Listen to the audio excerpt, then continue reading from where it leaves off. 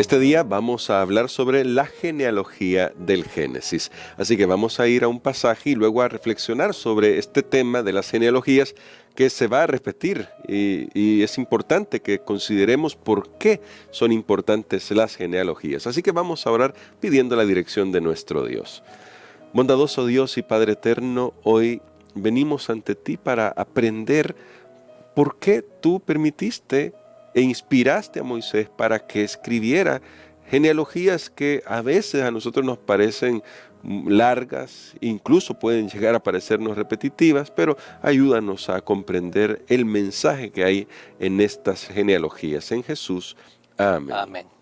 Pastor Dani Perla, dejamos un poco de lado el incidente que sucedió con Noé y con sus hijos, pero vamos a ir a Génesis 10, porque parece que aquí hay, si puedo decirlo así, un cambio de ritmo. Ya no se nos cuenta las historias particulares de algunos eventos de los personajes que estamos estudiando, sino que se nos da una lista. Y solamente vamos a leer el versículo 1. Usted puede leer en casa todo el capítulo 10. Le va a servir muchísimo leer todo el capítulo. Pero nosotros, para propósitos de esta lección, vamos a introducirlo con el versículo 1 del capítulo 10 de Génesis. Estos son los descendientes de los hijos de Noé, Sem, Cam y Jafet, a quienes nacieron hijos después del diluvio. Pastor Dani Perla, aquí surge una pregunta que a veces puede llamarnos a nosotros la atención. ¿Por qué era necesario registrar, para comenzar con esa pregunta, comenzar a registrar genealogías? ¿Cuál era el propósito que se perseguía con esto a la hora de escribirlas en el texto sagrado? Bueno, las genealogías eran muy importantes porque tenían una función de establecer, por ejemplo, conexiones entre generaciones. Al menos en la Biblia notamos que hay conexiones entre una historia y otra. Por ejemplo, ayer no lo mencioné, pero en la Biblia ya lo leímos, que dice Sem, Cam y Jafet, los hijos de Noé. Y cuando lo leemos, al parecer en ese orden, pensamos que Sem era el hijo mayor, pero más bien, quiero decirlo de esta manera, que Cam, que está en medio, es el de en medio, pero más bien Cam es el menor, es el menor. Pero ¿por qué menciona a Sem primero? Ahora, menciona a Sem porque quiere hacer un énfasis en lo que viene más adelante, que es la historia de Abraham, que de ahí vienen los judíos. Claro. Entonces van conectando de una historia de la Biblia a otra, pero aparte de eso, si nosotros queremos ver un propósito más general, las genealogías son importantes si lo vemos desde un punto de vista histórico, porque estamos mencionando nombres de personas que fueron reales, que existieron. La Biblia no es un mito, no es una fábula, es la historia de Dios tratando con el hombre y son situaciones reales. También las genealogías nos muestran a nosotros la fragilidad humana. Ahí en las genealogías a veces hay situaciones que sucedieron. Bueno, lo vimos ayer en el caso de Noé, y nos muestran los logros humanos también en el caso de la genealogía de Caín. Lo veremos más adelante en el caso de la Torre de Babel. Pero esos eran, podemos decir, algunos propósitos generales al hablar de la genealogía. Y en la Biblia hay una todavía muy importante, que es establecer siempre ese linaje fiel, ese linaje santo, a través del cual vendría el Mesías, y allí cumple una función muy importante todo esto, porque recordemos que la promesa a la mujer era que iba a venir un descendiente que iba a aplastar la cabeza de la serpiente, o sea, de Satanás. Así que era muy importante rastrear a través de cuál línea era que iba a nacer el Mesías. Por eso es que cuando vamos al Nuevo Testamento, en el libro de Lucas, Lucas hace un tremendo trabajo de investigación genealógica y rastrea toda la línea del Señor Jesucristo hasta Adán, pastor. Ahora llama la atención algo que destaca la lección, y es que cuando se estudia el Génesis capítulo 10, ahí aparece la numeración de 70 naciones. Y esto hace, los eruditos han pensado que esto hace cuenta, por ejemplo, con los 70 descendientes de Abraham que entraron en Egipto, y luego con los 70 ancianos, y luego incluso con los 70 discípulos que Jesús mandó a predicar. ¿Qué está queriendo establecer acá la Biblia en cuanto a esa bendición que ayer dijimos va a haber una bendición para toda la humanidad, que en este momento está representada en 70 naciones? Muy bien, usted mencionó algo bien interesante que también tiene que ver con las genealogías, cuando Lucas rastrea hasta la genealogía, hasta Adán, la genealogía de Jesús. Ahora, eso nos demuestra algo, porque Lucas dice Adán, hijo de Dios, que toda la humanidad tiene un origen común.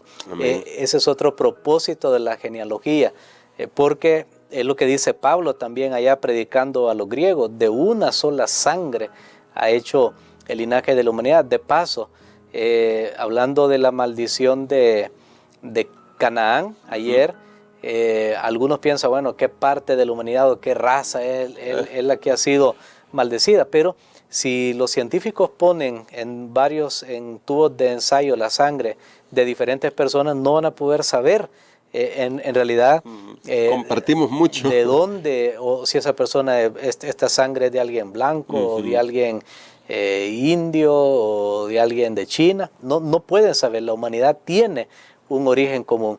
Pero ahora bien, en esta genealogía, lo que usted preguntaba, habla acerca del número de 70, las 70 familias, los nombres de las familias de Noé. Bueno, luego tenemos con los que descienden a Egipto, de la familia de Jacob, que son 70. Eso nos da a nosotros una vislumbre de la totalidad de las naciones en ese momento. Incluso los judíos creían que solo habían 70 idiomas en ese tiempo, pero bueno, no lo sabremos. Sin embargo, lo que se quiere decir con esto es, está abarcando la totalidad de los habitantes de la tierra, y eso será muy importante, porque recordemos, esto ya va a conectar con lo que viene más adelante en Génesis 12 con la historia de Abraham, donde Dios le dice que él va a ser una bendición para todas las naciones de la tierra. Quiere decir que cuando allá en el libro de Lucas nosotros vemos que Jesús envía a los 70, él está diciendo el evangelio debe llegar a toda la tierra. Todos deben formar parte de la bendición. Creo que ese sería el valor del número.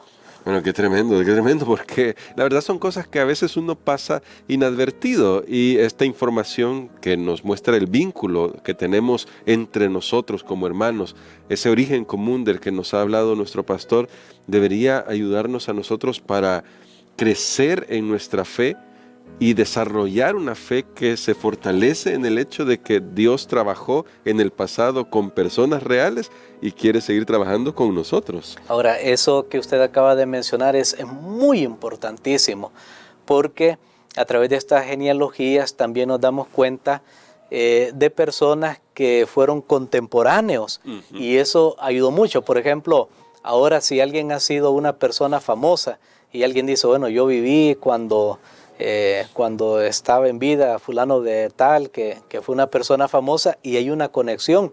Es interesante notar que, por ejemplo, nosotros encontramos que Lamec, quien fue el padre de Noé, tenía 56 años de edad cuando murió Adán.